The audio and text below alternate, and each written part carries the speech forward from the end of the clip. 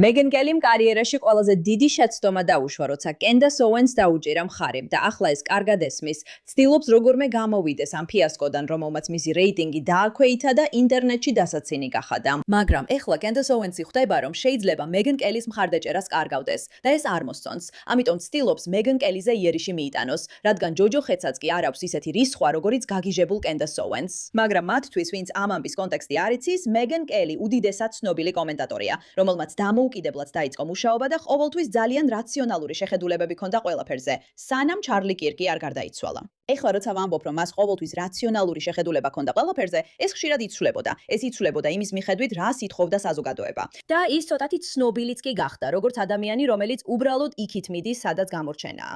მას თავად არ ჰქონდა ნამდვილი ავთენტური შეხედულება, არამედ იყო ადამიანი, რომელიც უბრალოდ თუ ხალხს ტრანსები მოსწონს, მაშინ ტრანსებზე ვილაპარაკებ და თუ ხალხს კენდისი მოსწონს, მაშინ კენდისზე ვილაპარაკებ და ახლოებით ასე.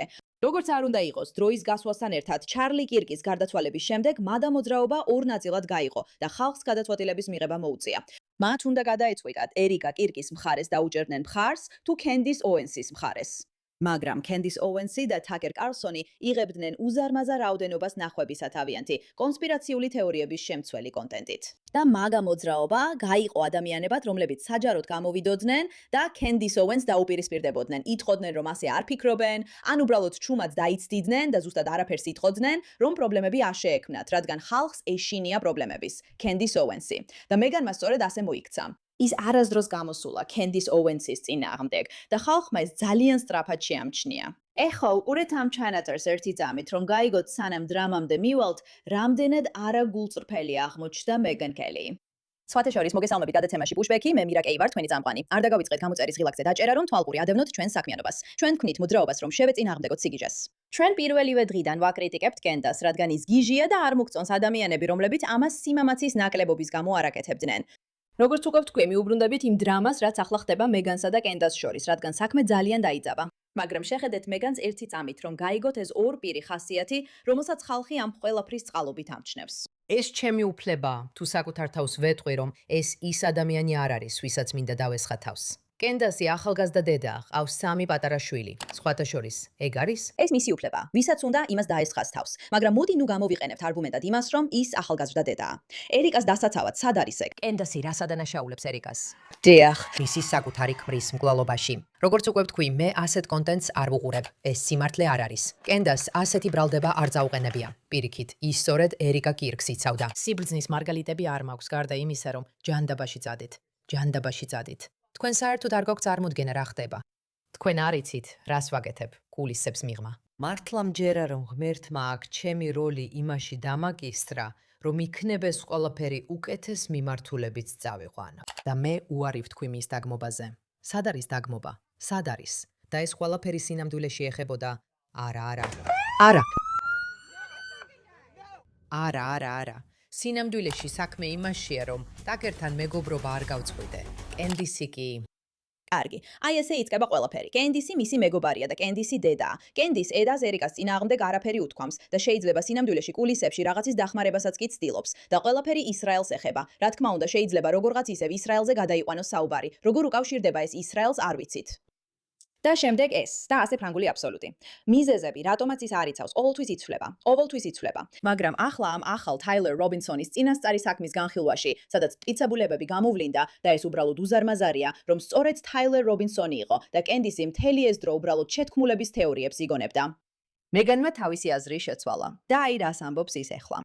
ძად ხართ ამისთვის? ვაა! რობინსონის წინააღმდეგ მტკიცებულებები აბსოლუტურად გადამწყვეტია. და ვაცნობიერებ, რომ ბევრი ადამიანი ამას არ უჯერებს, როგორც არ უნდა იყოს. უამრავი მიზეზია, რის გამოც ისინი არ უჯერებენ. მაგრამ ნაფიც მსაჯულებს უფრო მეტად სჯერათ ამის, რადგან იმ სასამართლოებში, საიდანაც მე ვარ, ჩვენ მოქმედებთ მტკიცებულებების წესების პარკლებში. და ჩვენთვის მთავარი მხოლოდ ისაა, რა არის დასაშვები და რა არა. და ყველა ის რამ, როგორიცაა შეთქმულების თეორიები და ასე შემდეგ, არ არის დასაშვები. და მათ, ვისაც ჯერ კიდევ აქვს ეჭვი თაილერ რობინსონთან დაკავშირებით ვეუბნები, დროა ან დაამტკიცოთ თქვენი სიტყვები, ან გაჩუმდეთ.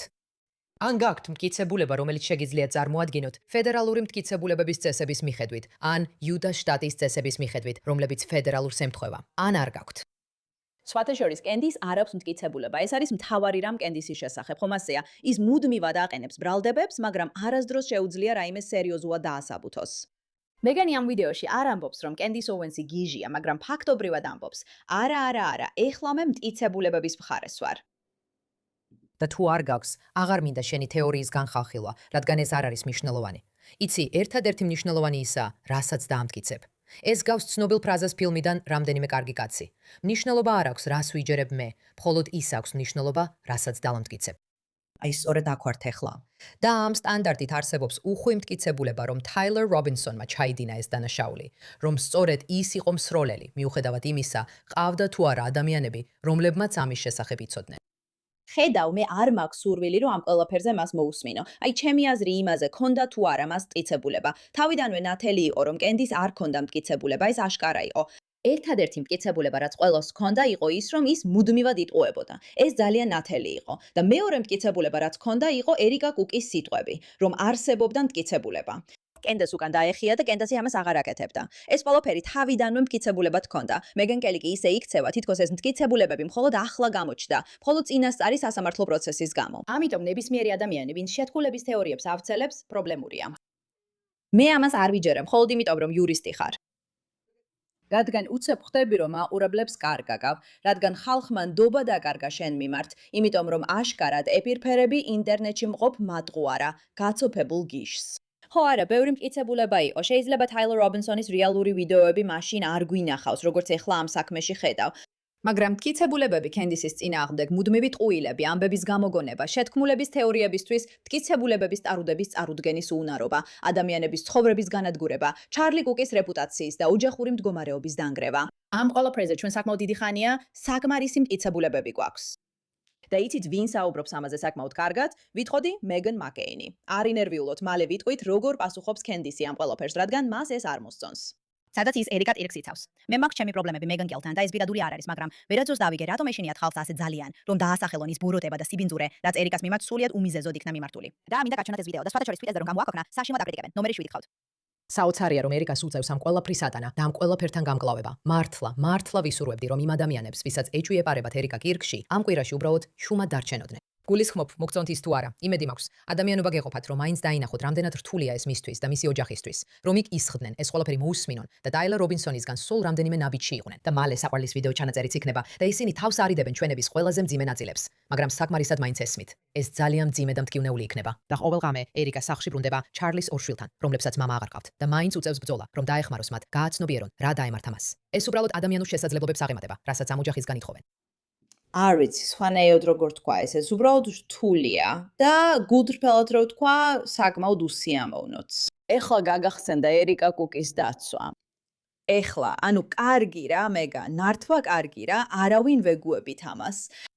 მისი რეაქცია ამაზე. იცი, ხალხი არ ლაპარაკობს კენდისზე და მეგანზე, იმიტომ რომ ისინი საშიშები არიან, იმიტომ რომ გაგიგზავნიან თავიანთ ონლაინ გალომზიებლებს, იმიტომ რომ ძალიან კაცად მოგექცევიან სოციალურ ქსელში. მე გამიკეთებია რაღაცები, მაგალითად, დამიტარია Twitter-ზე რაღაცები, რაც მეგან კელისთან არაფერ კავშირში არ იყო და მან მაინც არიან საზღარი რაღაცები მომწერა პასუხად, მაშინ როცა ტაკერ კარლსონზე და სხვათა მეძო საუბრობდი. და ეს უბრალოდ საშიშია, ისინი ძალიან ძიმეები არიან, მათთან ურთიერთობა უსიამოვნოა. ფიქრობ, რომ ისაც მან ერიკა კირკის დაცვაში თქვა, ამ ეტაპზე საკმარისია. იმის გათვალისწინებით, რომ მან კენდის ოუენს ზედმეტად ბევრ რამეს უთხოვდა ბოდიში. არ გულისხმობ, როდის უნდა თქულიყო? ეს რაღაცაა, რაც დიდი ხნის წინ უნდა ეთქვათ, თვეების წინ. ან როცა ყველაფერი უკვე დაიწყო, ეხლა ამის დრო აღარ არის. კარგი, ეხლა უკვე სასამართლოა ხალხო. ეხლა უნდა გამოვიჩინოთ გონიერება. უნდა გამოვიჩინოთ, იცით, გონივრული თანაგრძნობა და უნდა ვიყოთ მგრძნობიარეები და ვიგრძნოთ რანოთ რა ხდება. ანუ რატომ არ იყო ეს ემოცია საჭირო თვეების წინ? იმიტომ რომ მიდით, ერიკა კირკის ლოვაში პაუზა არ ყოფილა. 10 იმაში ყოფილა პაუზა, რასაც ის და მისი ოჯახი გრძნობენ და რასაც მისი შვილები განიცდიან. არ ვიცი რატომ. ეხლა სასამართლო დაიწყო. ეხლა კი მოდი კეთილები ვიყოთ. მოდით გავიხსენოთ, ვინ ალცელებდა ამ ყველაფერს. იცის და მე არ მეშინია თქვა რომ მეგანს პირადად მივწერე და მგონია რომ გაბრაზებულია ჩემზე, მაგრამ მაინც მივწერ მას. იცით, მე ასე ვუყურებ ამას. ისევ იმაზე მივდივართ, რომ ეს სიგიჟეა. და მესმის რომ რთულია ალბათ გადახვიდეს საკაბელო საინფორმაციო ახიდან პოდკასტზე, შემდეგ სცენაზე დადგა და სადო შეინაჩუნო ეს აუდიტორია. და შეიძლება ცოტა არეულიც იყოს, მაგრამ ეს არ ნიშნავს რომ არ ადამიანად ყოფნას ხويت. და ეს არ ნიშნავს რომ ცუდი რაღაცაც აღარ ამხელ, როცა ხედავი ცუდი რაღაცები ხდება. მიუღებელი იყო რომ კენდის ოუენსმა ერიკა კირკს ასე მოექცა, ზუსტად ისე როგორც მიუღებელია კენდის ოუენსის საქციელის გამართლება, იმით რომ აი მე ვერ გავაკრიტიკებ, რადგან ის დედაა. ერიკა კირკიც დედაა. ერიკა კირკიც დედაა. ბევრი ადამიანია ჩართული TPUSA-ში, რომლებიც ასევე მშობლები არიან. ეს აქ არაფერს შუაშია. ეს მასეც უნდა გრძელდებოდეს. ასე რომ მგონია რომ არა, ეს არაფერს ცვლის. ეს არ აჩერებს იმას, რაც თვეების წინ გააწესეს იმავე ადამიანებმა, რომლებიც ახლა ცდილობენ ამით თავიანთი აუდიტორია გაზარდონ, თუ ამას აზრი აქვს. და ასე რომ, არ ვიცი, უბრალოდ ეს მაბრაზებს. სცადე ამ ადამიანებთან გულისებში დაკავშირება. ტაკერ კალსონსაც გულისებში მივწერე. დიდხანს ყამათობდით ამ ყველაფერზე. ვკითხე, ვინდა ეთერში გავიტანოთ მეთქი? არა, მე ჩემს შოუზე დავჩებიო. მან მითხრა რომ ეს შოუ ჩემთვის შევქმენი რომ ჩემი აზრები გამოვხატო. მე არ ვიქნები უბრალოდ მსუბუქი კითხვების დამსმელი. მე ვიქნები მეგობარი და აღნიშნავ ეს მაშინ იყო როცა მეგობრულად ვიყავით და აღნიშნავ სადაც ვფიქრობ რომ ცდები და თუ მარფვა ასე დაწუნებული ხარ შენ შეხედულებებში ამას ირადად არ მიირებ ბურთს არ აირად და სახში აწახალ არც უარ სიტყვი აციტლი უსაფრთხო სივრცის გარეთ აიმე საუბარზე მაგრამ ეხლა უკვე ესაა ყველაფერი ვითით პოდკასტის სტენდი გახდა ეს არის სუსტი აზონების და სუსტი შეხედულებების მქონე ადამიანების წრე რომლებიც ერთმანეთს ზურგზე ხელს აკრავენ და ამით რეკლამებს ყიდიან ესაა ყველაფერი რაც დარჩა ეს არ არის სიღრმისეული ფიქრი ეს არ არის ნამდვილი ანალიზი ეს უბრალოდ რეალური დანაშაულის დედების სამოყვარულო გამოძიებების საფრის ოპერებია ესაა ყველაფერი რაც დარჩა. სხვისი ბზნობებისა თუ საარსებო წყაროს ყოველგვარი გათვალისწინების გარეშე. მოკრეთ რომ თქვა, არ ვფიქრობ რომ ამან ვერ გააკეთა იმდენი, რამდენიც შეეძლო გაეკეთებინა. და ვფიქრობ რომ ბევრ ადამიანს ამაზე ტენდი უნდა შეენელებინა, იმ კვირებში როცა ეს მოხდა და არა მაშინ როცა სასამართლო პროცესი დაიწყო. მიდა ერთი რამს დაფათქვა. მახსოვს როცა მეგან გელი თქვა თითქოს ვერ ვიტყვი თუ წკენდა ზუენზე რადგან ის ახალდაზრდა დედა. მარნე მაშინ დამეცხა თავს როცა 7 თვის უსული ვიყავი და მე ვფიქრობ უბრალოდ ვერ ვიგებ ამას. თანაც ახალდაზრდა ვარ 51 წლის ვარ. მე უკვე ასაკში ვარ დედა, მაგრამ რაც ამესმის იმიტომ რომ შვილები მყავს და კიდევ მთელი დღე შეგიძლია დამეცხა თავს. მე ამას დაუძლებ. შენთან მე ამას ფულის დამოვაკეთებთ. ეს ჩვენი სამუშაოა, მაგრამ უბრალოდ ვფიქრობდი რომ თავი დაანებეთ სისულელეებს. თქვენ თავს ესმით. თავს ესმით ადამიანებს იმიტომ რომ გინდათ მათზე შეტევა და თავს ესმით იმიტომ რომ არ გინდათ. მას უამრავი ეპიზოდი აქვს მეგან მარკლზე, რომელიც ასევე დედაა და შვილები ყავს. ეს რა არის? ამას არანაირი აზრი არ აქვს. შენ არ თავს ესხმი დედებს. არა, უბრალოდ ყოველთვის ვფიქრობდი რომ ეს ყველაზე სულელური რამ იყო. არ ვერ შეძლო. ანუ კენდას ოვესი ხელშეუხებელია, იმიტომ რომ დედაა, მაგრამ შეუძლია დაესხას თავს ერიკა კირკს, რომელიც ასევე დედაა, უფრო ახალდაზრდა დედაა შვილებით. ამას არანაირი აზრი არ აქვს. ხო, ამას არანაირი აზრი არ აქვს. ვფიქრობ ეს იყო. არანაირი აზრი არ აქვს და სწორედ ეს არის მთავარი. მთავარი ისაა, რომ თუ მას გაეკეთებინა, ორი საკითხია სინამდვილეში. და კიდევ ერთხელ, როგორც თქვი, ეხლავე მივალთ ამაზე რა. კენდასის პასუხი, მაგრამ თუ თავიდანვე გამოვიდოდა და იტყოდა, რომ ყველაფერზე მეტად უნდა დავიცვათ ერიკა კუკი, არა მხოლოდ თავის აუდიტორიას, ვის აუდიტორიას გადაარჩენდა, არამედ დაამახსოვრდებოდა როგორც ადამიანი, რომელიც მზად იყო კარგი საქმის დასაცავად, ხმა მოეღო. ის უზარმაზარ სიკეთეს გაუკეთებდა ერიკას, მის ოჯახს და იმას, რაც მათ ოჯახს გადახდა. მაგრამ ამის ნაცვლად, მან გადაწყვიტა მოერგო აუდიტორიას, რადგან ეშინოდა მაყურებლის დაკარგვის, ან იმიტომ რომ მეტი ნახვის მოპოვება სურდა უფრო სკანდალური განცხადებებით. და ეხლა მან ყველაფერი დაკარგა ყველა მხრიდან და ეხლა 1 წლის შემდეგ გამოდის და ამბობს, კი, ვინც ერიკას წინააღმდეგ მიდის, თქვენ შესახებაა საუბარი. მე არა, ეს ჩემთვის არ მუშაობს. არა. კარგი, ეხლა გადავიდეთ კენდაისის პასუხზე. მზად ხართ? ჯოჯოხეთს ასეთი რისხვა არ აქვს, როგორიც კენდაის. ლეს მორიჩი წერს. გგონია მეგინ კელის შეცვლის პოზიციას და გააკრიტიკებს ანაზღაურებად ინფლუენსერებს, ჯეკ. მართლა იტყუებიან იმის შესახებ, რაც გასულ პარასკევს სასამართლოში ნახეს. გასაოცარია, რომ ის ასე ადვილად იჯერებს ფედერალების სისულელეს. მით უმეტეს, რომ პროფესიით იურისტია და ჩვეულებრივ უფრო გამჭრიახია. კარგი, მე ასე მოვიქცეოდი, მაგრამ არ მეყურები, მაგრამ აშკურებია, რადგან აშკარად შვებულებაში ვიყავი და მე უნდა დამეწია ყველაფერი. ვცდილობდი შვებულებაში სასამართლო პროცესისთვის მეყურებინა, მაგრამ ხედავდი, რომ ხალხი მეგინზე მწერდა. ხედავ, ის უბრალოდ პირდაპირ ეთერშია იქ. მე არ მეყურებია, რადგან შვებულებაში ვიყავი, მაგრამ მე უნდა დამეწია ყველაფერი. ასე რომ შვებულებაში ვუყურებდი. ტყუილი. და კელი და ამბობენ, რომ ის მასპინძლობს ამ ხალხს. კარგი, ვფიქრობ, მას ამ ადამიანებთან დიდი ისტორია აქვს. ამიტომ ვფიქრობ, რომ ის ბუნებრივად უფრო ენდობა და აშკარად ფიქრობს. მე უბრალოდ ვცდილობ მისი პერსპექტივა დავინახო.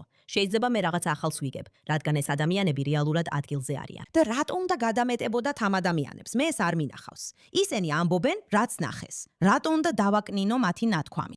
არ ვიცი თუ გაიგო მან ის, რაც შემდეგ გაჟონა, რომ სინამდვილეში ეს უბრალოდ 12.4-ის გადიდებული ვერსია იყო, რაც მათ ნახეს. არ ვიცი რა განწყობა აქვს მას, მაგრამ ვფიქრობ, შეგვიძლია ვივარაუდოთ. ასევე კარგია გვახსოვდეს, რომ მეგინ კელიმ ყველა ამ ადამიანს დაუპირისპირდა და სიმართლე თქვა იმაზე, რისიც ჩარლი ბოლო დღეებში შიშობდა. და ეს მარტივი საქმე არ იყო.